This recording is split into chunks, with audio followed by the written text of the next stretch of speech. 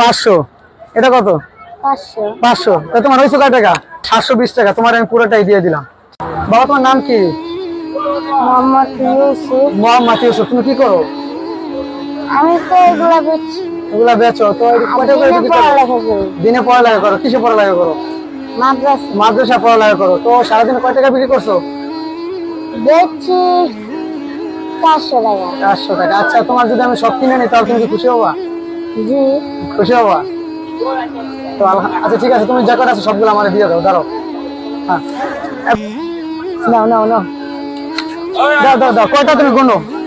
একটা, দুইটা, তিনটা, না, চারটা। 5 পাঁচটা। কয়টা আছে? ছয়টা। না না, আমি একদম সব কিনে দাও। নাও নাও, দাও দাও দাও দাও। এখন 36 পিসের দাম কয় টাকা হয় বলো? 720 টাকা। 720 টাকা। তাহলে 500, 600, 720 টাকা। তুমি তো হিসাবে অনেক পাক্কা। তোমার 720 টাকা না? তো তুমি জানো হিসাবটা ভালো মতন দিতে পারছো। এই ধরো, এটা কত? 500। 500। এটা কত? 500। 500। তা তোমার হয়েছে কয় টাকা? 720 টাকা। তোমার আমি পুরোটাই দিয়ে দিলাম। ঠিক আছে, তুমি খুশি? আচ্ছা ঠিক আছে।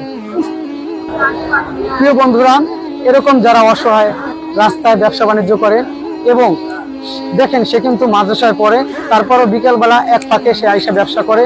সে কিন্তু রাস্তায় মানুষের কাছ থেকে চেয়ে খেতে পারতো, কিন্তু সে ব্যবসা করতেছে।